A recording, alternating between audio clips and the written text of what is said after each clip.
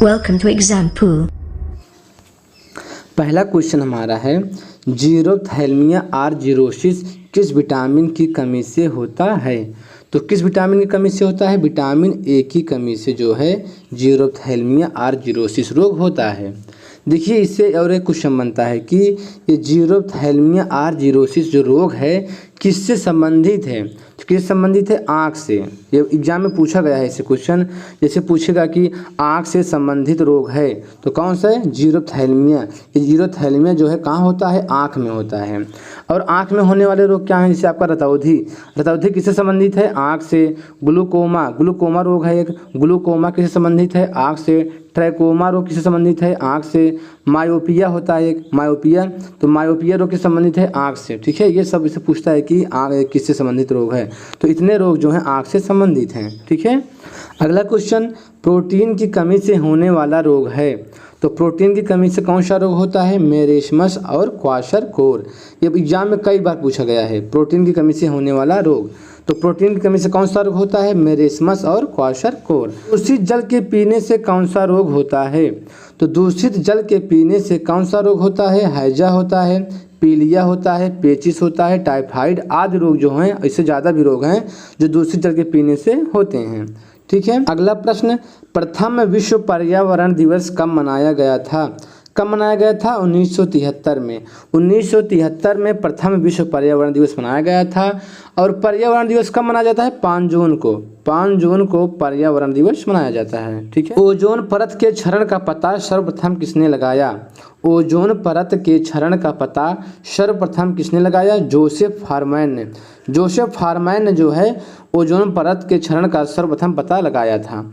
अगला प्रश्न किस नदी को उत्तर भारत की अर्थव्यवस्था का मेरुदंड कहते हैं? तो किस नदी को कहते हैं? गंगा नदी को। गंगा नदी को उत्तर भारत की अर्थव्यवस्था का मेरुदंड कहते हैं। अगला प्रश्न पश्चिम बंगाल का शोक किस नदी को कहा जाता है? तो पश्चिम बंगाल का शोक दामोदर नदी को कहा जाता है। देखिए जो बिहार का शोक क्या है? बिहार का शोक क्या है? कोसी नदी।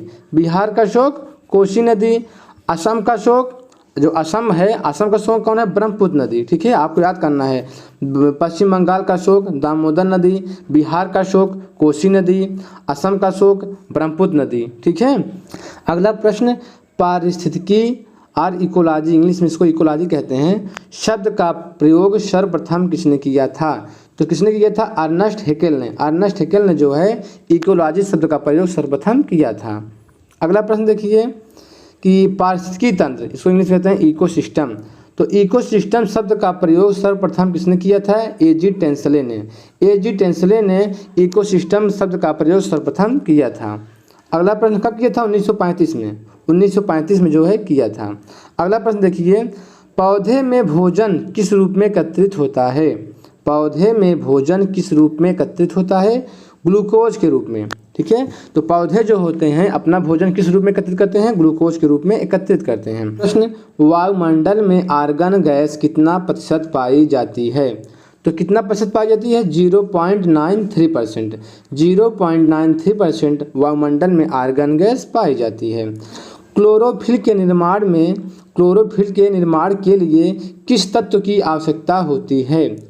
तो क्लोरोफिल के निर्माण के लिए मैग्नीशियम तत्व की आवश्यकता होती है। ठीक है, जो मैग्नीशियम तत्व है ये क्या करता है? क्लोरोफिल के निर्माण में सहायता करता है। तो क्लोरोफिल का कार्य क्या है? ना पत्तियों को हरा बनाए रखना। पेड़ पौधे होते हैं जिनकी पत्तियां होती हैं तो क्लोरोफिल के कारण क्या होती हैं? हरी होती हैं। ठीक है, तो क्लोरोफिल के निर्माण में जो है मैग्नीशियम तत्व क्या करता है? सहायता करता है। बहुत बार एग्जाम में पूछा गया है। अगला प्रश्न देखिए कीटभक्षी पौधे होते हैं तो कौन होते हैं? यूट्रिकुलेरिया, नेफंथिस और डायोनिया और आपका ड्रोसेरा भी होता है। ड्रोसेरा। ठीक है, ये आपके 4 पौधे ऐसे हैं। कौन कौन से? यूट्रिकुलेरिया, नेफंथिस, डायोनिया और ड्रोसेरा, ये चारों पौधे ऐसे हैं जो कीटभक्षी पौधे में आते हैं। तो ठीक है, पूछता है ऐसे, ड्रोसेरा पौधा है, कीटभक्षी पौधा है, यूट्रिकुलेरिया पौधा है, कीटभक्षी पौधा है। ये चारे पौधे क्या हैं? कीटभक्षी पौधे हैं। ठीक है, देखिए कीटभक्षी पौधे जो पौधे होते हैं उनमें नाइट्रोजन की कमी होती है। ठीक है, तो आपको ध्यान रखना है। पूछता है कि कीटभक्षी पौधे कहाँ उगते हैं, तो जहाँ पे नाइट्रोजन की, जिस मिट्टी में नाइट्रोजन की कमी होती है वहाँ पे ये पौधे उगते हैं। अगला प्रश्न देखिए, पीने के जल में आर्सेनिक की अधिकता से कौन सा रोग होता है? पीने के जल में आर्सेनिक की अधिकता से कौन सा रोग होता है? तो कौन सा रोग होता है? ब्लैक फुट नामक रोग जो होता है, अगर पीने के पानी में आर्सेनिक की अधिकता है तो ब्लैक फुट नामक रोग होता है। और देखिए आपको हम बताए हैं कि कौन सा रोग किससे होता है। जैसे सीसा युक्त जल, अगर आप पीने वाले जल में सीसा है, पीने वाले जल में अगर सीसा है तो आपको कौन सा रोग होगा? एनीमिया रोग होगा। ठीक है, और पीने वाले जल में फ्लोराइड की अधिकता है तो कौन सा रोग होगा? फ्लोरोसिस रोग होगा। ठीक है, और देखिए कैडमियम की अधिकता से अगर पीने वाले जल में कैडमियम की अधिकता है तो आपको कौन सा रोग होगा? इटाई रोग। तो कैडमियम से कैडमियम से इटाई रोग होता है।